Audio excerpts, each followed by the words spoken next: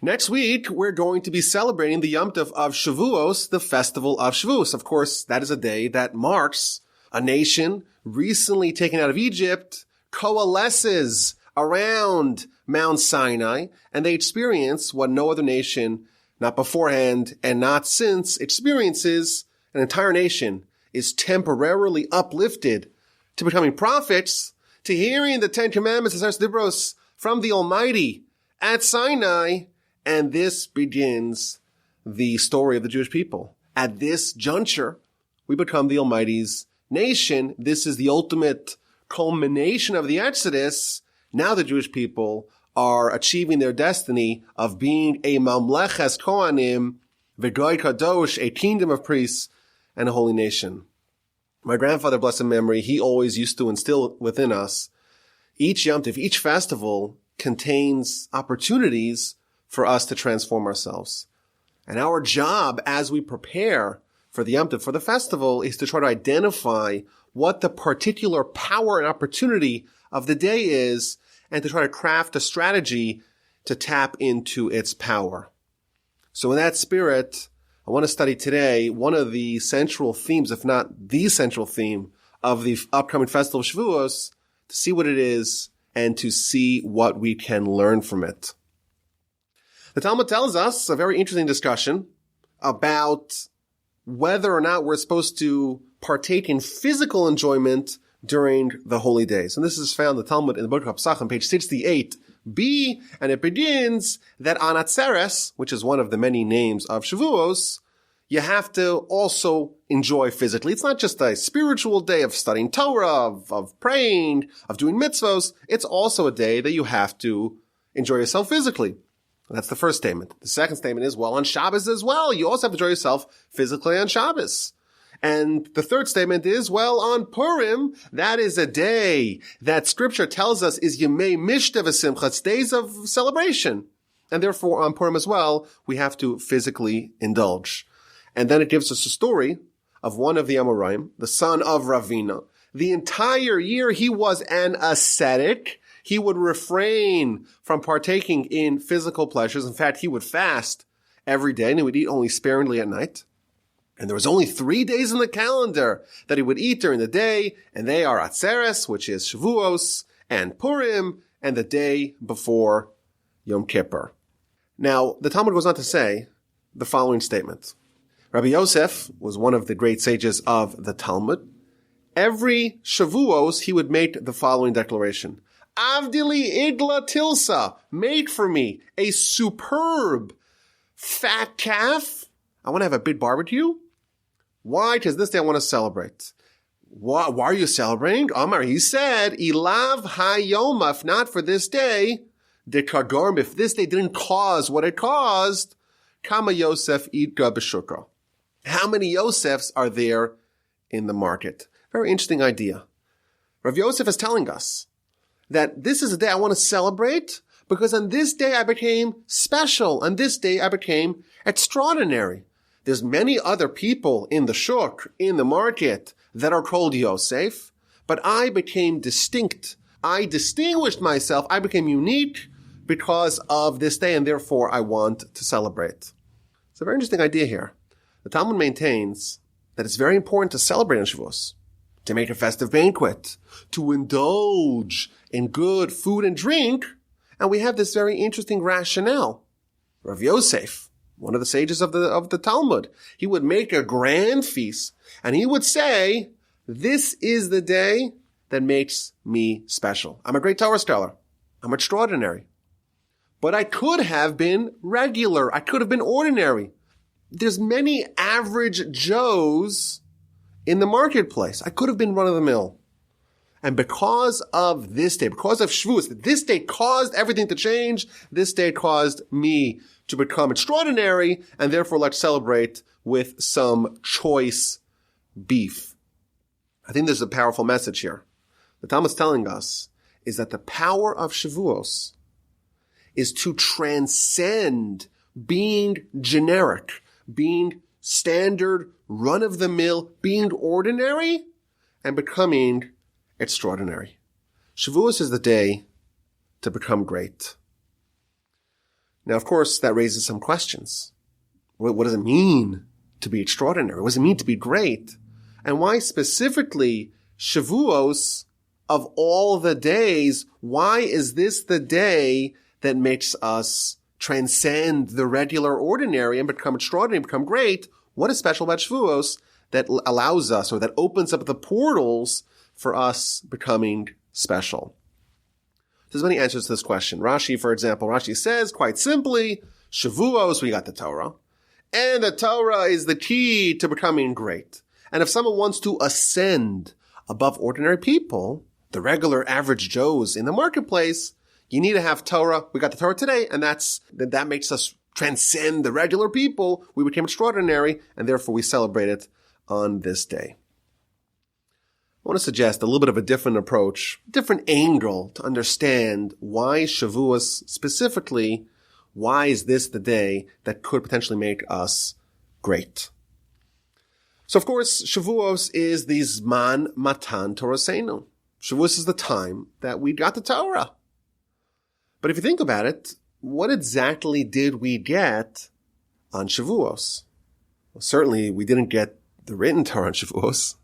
The Talmud, of course, brings two opinions, a Gemara and Gittin. Two opinions. Did we get a Torah Chasuma Nitna? Torah Megillos Nitna? Was it written incrementally? Was it written at the end of the 40 years?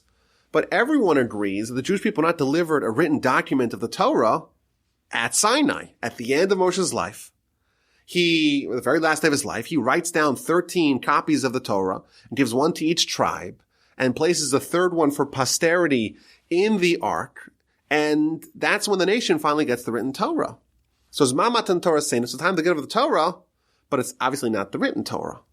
Well, if it's not the written Torah, it must be the oral Torah. That's what we got on Shavuos. Well, not exactly.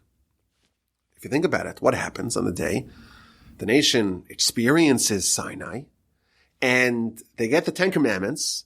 It's 10 mitzvos, maybe it's 14 according to the Chinuch, but it's a small drop in the bucket. A couple of percent, 1%, 2%, 3% of the mitzvos. And then what happens afterwards? Moshe ascends to heaven. He's going to be there for 40 days. He comes back 40 days later, and the nation is partaking in the sin of the golden calf. They're doing the Chet HaEgel. And he takes the 2 tablets, he takes the luchos, and he shatters them. And he takes the Egel Azav, he takes the golden calf, and he grinds it to a powder, makes everyone drink. He calls to arms, and Levim join in Mila Hashem Elai. He goes up a second time, he goes up a third time. And of course, the third time, that happens, that's launched. The third mission is launched on Rosh Chodesh Elul, and that's the final 40 days. And he comes down on Yom Kippur with the Luchos Shnios, the one he says, Salachti K'varecha, and on the next day, we start learning Torah. So if you think about it, what happens on Shavuos? Shavuos, we didn't get the written Torah, and we really didn't get anything besides for the 10 mitzvos or 14 mitzvos of the 10 commandments, and we start getting the mitzvos in Mas on Yom Kippur. So maybe Yom Kippur should be the day of the giving of the Torah.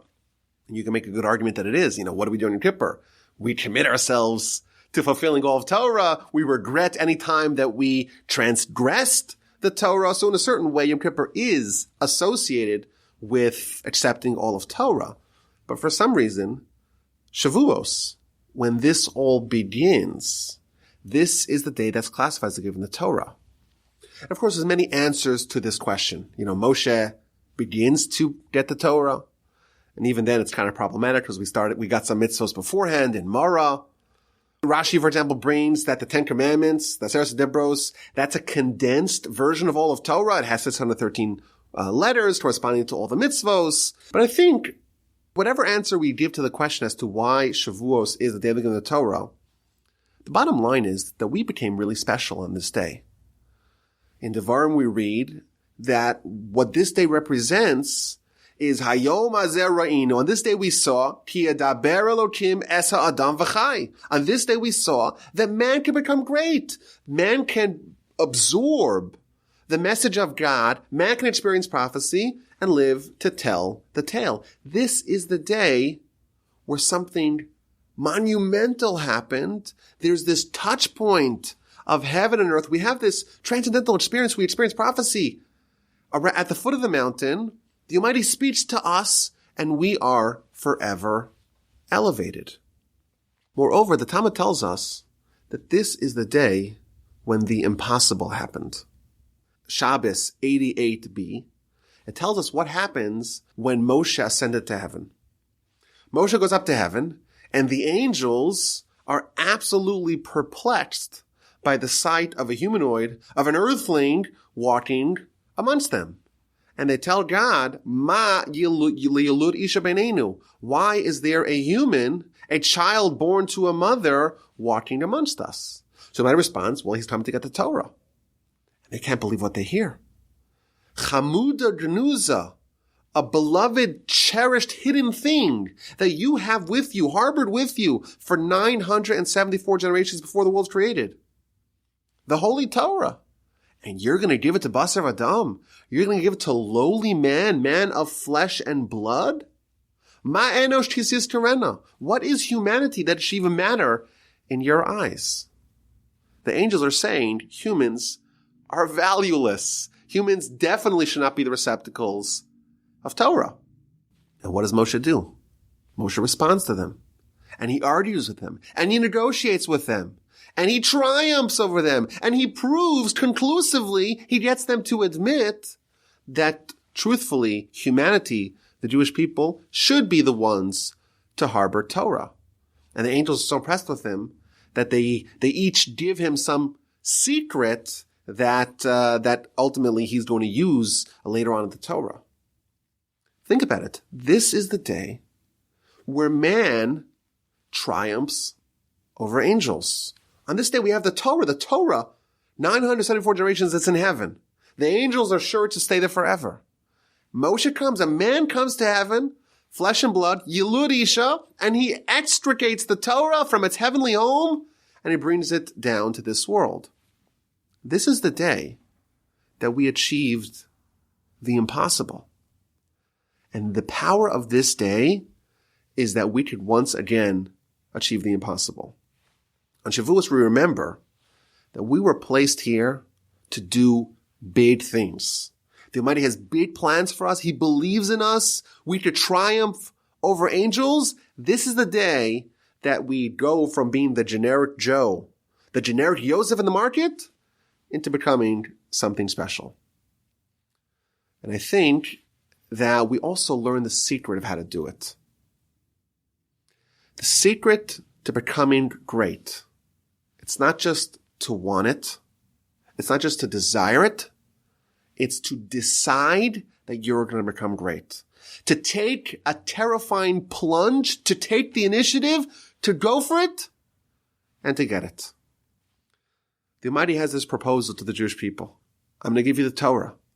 And we all know the Gemara in Avodah Zarah. He comes to all the other nations, and then she says, no, this is not for us. And you know what? They were very prudent. They were right. The Almighty's Torah to lowly man. The other nations were correct, perhaps, were logical about saying this is really too much for us to bear. What do the Jewish people say? It's impossible? We're doing it anyhow. Naaseh v'nishma, we're in, we're signing up for the Almighty's program, whatever it takes. Shavuos, that's the day where we bite off more than we can chew. We do the things that's not responsible. We do the imprudent thing of saying, we can't do it, we're going to do it anyhow. We're going to shoot for accomplishing the impossible. And ultimately, we're going to discover that we can actually do it. And my grandfather, blessed memory, he used to always talk about Yisro in this light. Of course, we know that the Parsha in which the Torah is conveyed, in which the Sinai experience is conveyed, is called Parshas Yisro. And we know the whole story. Yisro is Moshe's father-in-law, and he's living away in Midian, and he hears about what happens to the Jewish people, and he gets inspired, and he comes to join the people, and they make a big festive banquet for him, and the next day he wakes up and sees something which he finds inefficient. Moshe standing from day to night, and he is judging the people, and comes along Yisro and puts on his consultant hat, says, wait, this is not an efficient system. And he creates the whole hierarchical system.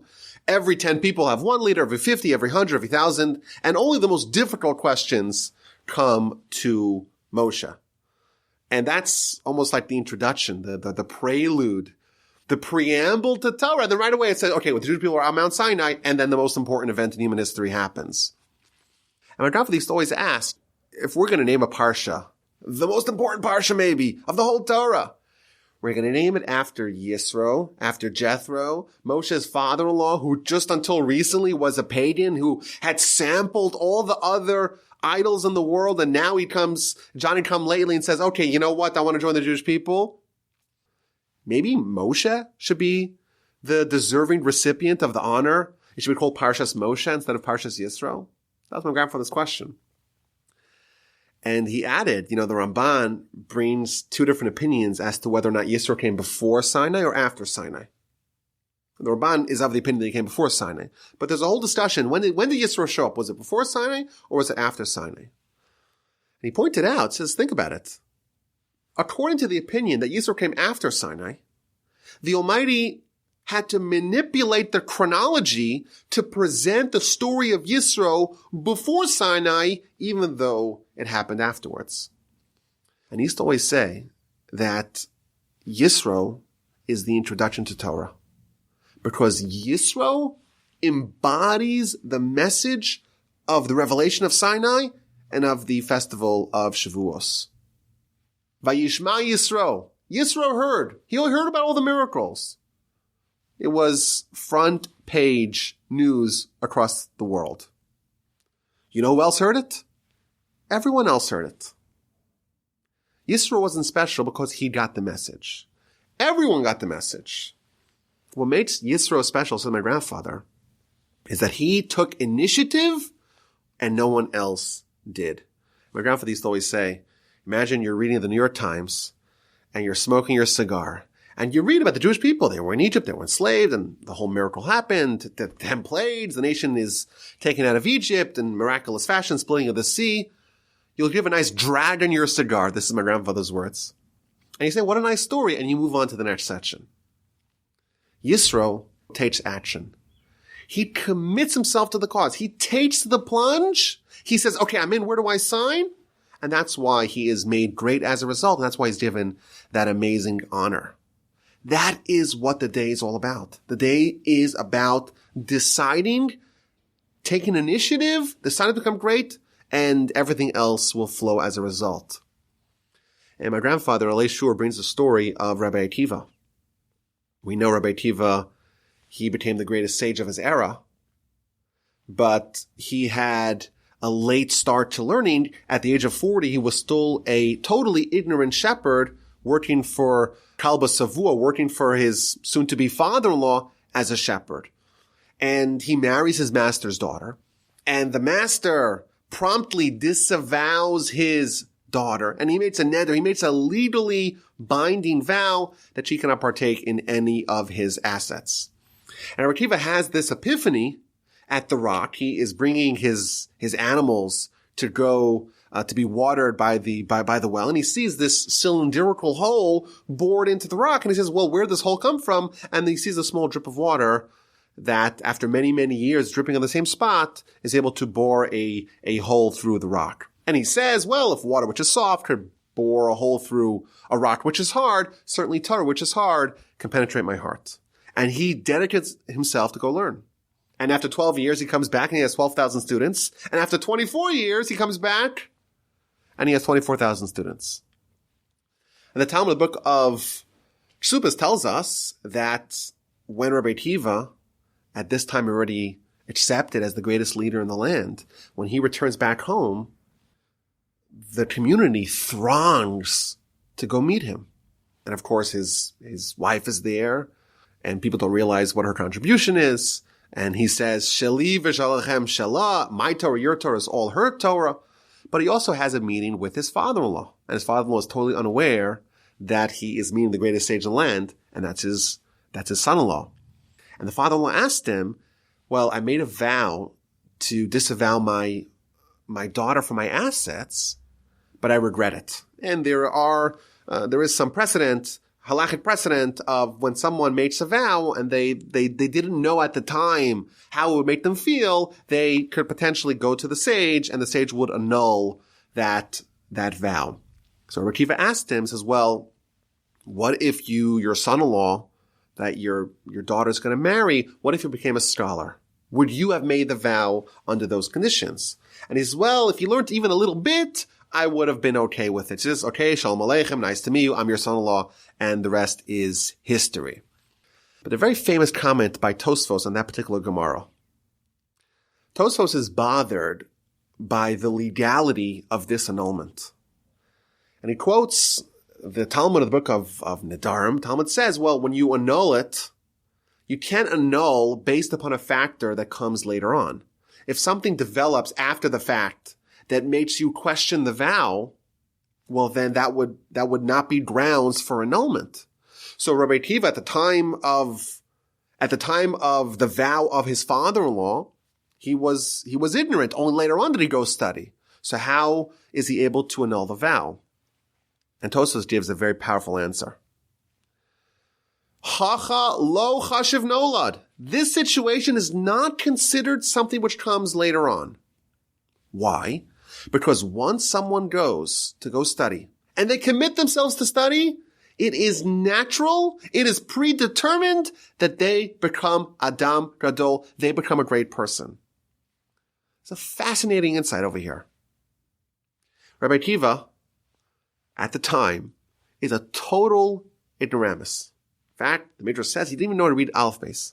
Doesn't know how to read.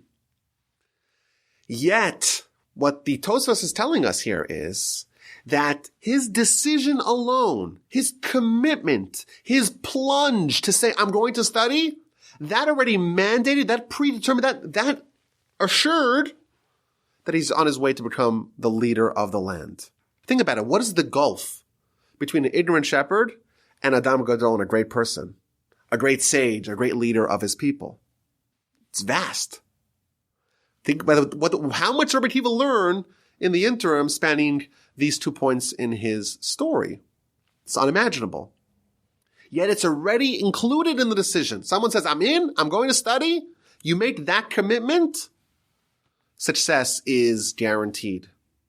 That's the lesson of Shavuos. This is the day the Jewish people say, we're ignorant. What do we know? Just a few months ago, we were pagans like the Egyptian neighbors. And they say, we're in. And they have the Almighty's Torah given to them. They have prophecy. They are elevated eternally to be the Almighty's nation. There's a promise here. If people commit themselves, genuinely commit themselves to become great, everything's already guaranteed to happen. Very fascinating idea. You know, I always think about this story of Rabbi Akiva. I think about that rock. Somewhere in the world, there's a rock. Maybe it's not around anymore. But there's a rock that has a hole in it that was penetrated by that water. And we know, like, how much of Jewish history hinges on that particular rock. Think about it. Rabbi Akiva, he was the one. All the Torah was forgotten. And all of the Torah is kula libed Rabbi Akiva. All the Torah that we have today, all the Torah Sheba'al Peh that we have today, comes via the school of Rabbi Akiva. And Rabbi Akiva only went to go study because of the rock. Ergo, we could say that that particular rock, that's really the reason why we're still here. Maybe we should find the rock. And maybe we should make a monument to it, the fact that this rock contributed that we're still around today. And of course, that is a little bit of a ridiculous notion, because it wasn't the rock that made Rabbi Akiva great. It was his commitment, his plunge into the unknown, his decision to become great. That is what turned him into who he became. The rock was maybe the cause that triggered it, but if it wasn't this rock, it could have been something else. It was his commitment and his determination that put him on the fast track to becoming the great man that he became. So we're making a very bold and audacious claim. Shavuos teaches us that we can all become great. This is the day to transcend the ordinary and become extraordinary. But how exactly does it work? You're telling me, Rabbi Wolber, you're telling me that if you just decide to do it, you just say you're going to yeshiva, you just say like you're Yisro, you're in, your commitment, your decision to plunge into the terrifying abyss, that is enough to ensure that it's going to succeed. How indeed does someone undertaking a mission, a pursuit of greatness, how does that ensure that the impossible task will ultimately succeed. I think there's an answer from our Parsha. Parshas Bamidbar. My grandfather used to always say that Parshas Bamidbar, Sefer Bamidbar, is the book about the greatness of man. It starts off to uplift the nation. Every person is counted. Every person has an audience with Moshe and Aaron. This is the book, and this is the Parsha, tells us how great we are and how great we could become. So the Parsha begins, Moshe is counting the Jewish people, and he counts them tribe by tribe, and the tribe of Levi is not counted till later. And then in the third parak, in the third chapter, he's told to go count the tribe of Levi, the tribe of Levi, but the difference is that the rest of the nation, he counts from the age of 20 and up, and the tribe of Levi is from the age of 30 days, babies, infants, and up. So the verse tells us, Vayifkod osam Moshe al pi Hashem. Moshe counted them al pi Hashem. So Rashi asked the question, who counted him? Did Moshe count him? Vayifkod osam Moshe? Or was it al pi Hashem? Or was it as per the word of God? So it's an amazing Rashi here. I always say this, right? Every time I read this Rashi, I get emotional. And every year I plan to make a bumper sticker out of this Rashi. What does Rashi say? There was a dialogue between Moshe and God. Amar Moshe v'Kadosh Baruch Hu. Moshe said to God, how am I going to enter their tents to know how many suckling infants there are in a particular tent? If you want to count adults, well, you can make an announcement. All adults come, you count all adults, and that's it. You're counting small babies in their bassinets. How are you going to do it? Amar lo Kadosh Baruch Hu, so I might respond to him. Asay ata shelcha. You do your job. Va'ani e'eset shali, and I will do my job. You do your responsibility, let me do my responsibility. So what did Moshe do? He did his responsibility. He went to each tent, and then he reached the brick wall. They might have told him prophetically how many babies were in that particular tent, and thus the verse tells us it was counted al pi Hashem. I think this is the foundational idea of how we become bigger people, how we become greater people. We're worried. What if I'm unsuccessful? What if I try and it doesn't work out, doesn't pan out? How could you say that in Shavuos, Rabbi Kiva, he wants to go learn and he's in and he'll become great? How does he become great? This is the answer. The Almighty only expects us to do what we can do, only what's within the realm of feasibility of our actions. Aseh at shalcha, you do your job. Don't worry about the Almighty doing his job. And the Almighty is promising us that if we do our job, if we commit ourselves on this day to becoming great, we'll become great. Of course, that demands that we are sincere and genuine about what we want. But once we're in, and once we have a plan of how we're going to do it, the Almighty will clear away all the obstacles and ensure that our mission will succeed. My grandfather, blessed memory, every week in his yeshiva, and he had various yeshivas over the course of his career, of his tenure. In 1948, he founded a yeshiva in Be'er Yaakov, and he was there until 1983. And every week, he would give a mimer. He would give like a Musar shmooze, which is a Musar lecture, a Musar discourse, every week for years and decades. In fact, he used to always tell us, he says, if you want to go into the rabbinate, become a Rosh Yeshiva and not a Mashgiach. Why? Because a Rosh Yeshiva, you work for 5 years and you study all the books of Talmud very intensely, the books of Talmud that they study on a regular routine basis in the yeshiva, and then you're good. You prepared everything you need to do. You could every year retouch it, revisit it, but you kind of covered the material needed to be a successful Rosh Yeshiva. If you're a Mashgiach, you're going to give the Musar lectures every week in yeshiva. Every week you have to come up with something new. And you can't rely on previous stuff. And my grandfather would never recycle stuff. In fact, he left over voluminous writings of mamarim, of these essays, of these treatises, thousands of essays that he wrote over the course of his career. In fact, he wrote it with such German precision, with Yekes precision, that everyone was titled and everyone was dated, and there's no words are crossed out. And in fact, since he's passed, we've actually published 3 volumes of Das Shlomo, as it's called, his collected writings and teachings. And we have so much more. The amount that my grandfather published is staggering, but the amount that is yet unpublished exceeds the amount that is published. So he was a very voluminous writer and thinker and speaker. And every week he would give a mimer in yeshiva. And there was one week that he just didn't have what to say. And sometimes he would speak on Shabbos, sometimes he would speak on Wednesdays. Over the course of the years, the schedule changed. And he knows Wednesday night you got to speak. It's in the schedule. At 7 o'clock, there's the Musar Shmuz, there's the mimer. And he just has nothing to say. He has nothing to say. And the clock is ticking, it's getting closer, and he's not coming up with anything. And he has nothing to do. He doesn't know what to do. He's in his house. And they used to have, his apartment was right on the yeshiva campus. And he has no other option besides for to put on his hat and to put on his frock and to walk into the yeshiva and see what happens. He gets to yeshiva, and something that never happened before and never happened since happens. His partner, the Rosh Yeshiva, Moshe Shmuel Shapiro, comes to him and tells him, I have a very unusual request. I know this is your slot to speak. This is sacrosanct. This is the time that you speak. But my father-in-law, he came to visit us. And he really, really wants to give a message over to the yeshiva. He really wants to take your slot and to speak to the yeshiva. Would you be okay if he takes over your slot? My grandfather said, at that point it hit him. You know, we all think that we're geniuses. We're brilliant. After all, you know, I could give a lecture and it's challenging and it's intelligent and it's interesting and it's intriguing and it's empowering, it's inspiring, and the students listen and they're moved by it. You think it's you.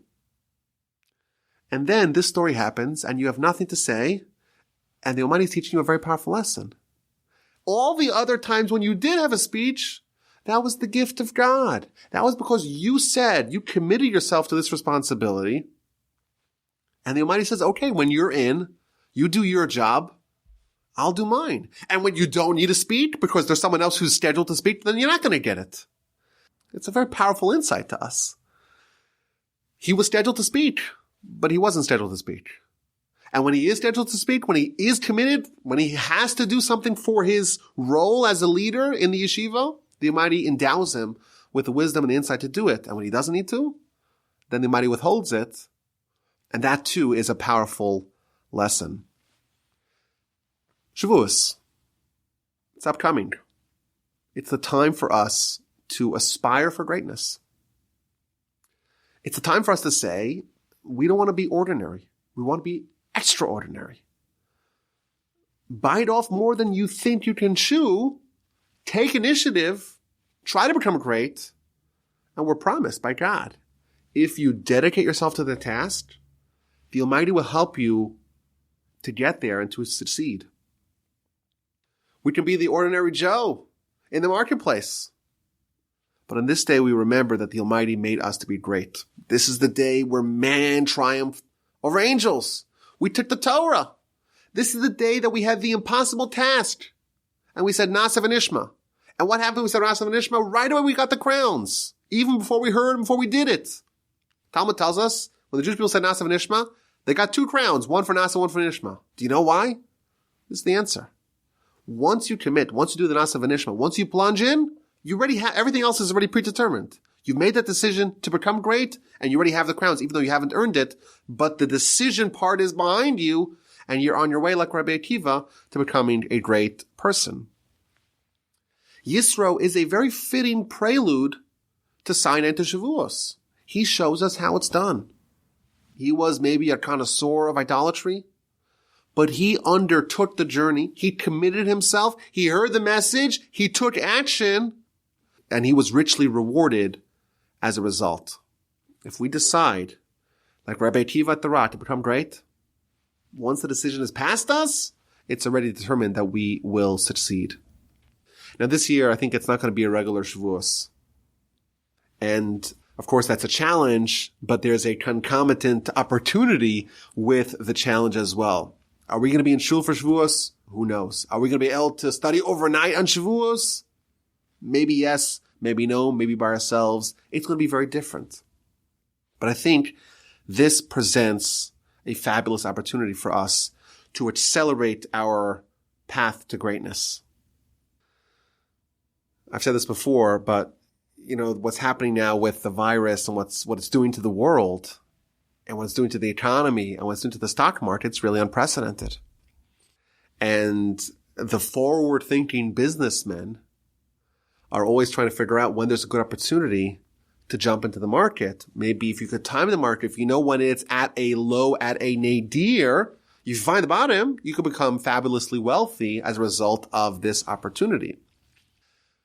To a certain degree, kind of in the world, in the market, things are on sale, things are cheap, and they are affordable. And I think that applies ever more so with our spiritual agenda. Things are on sale. There's opportunities that we have today. There's greatness that's available to us today that wasn't available to us on a regular Shavuos. Things are available. Things are cheap. We have to seize them and we have to grab them. I want to end off with one more story from my grandfather.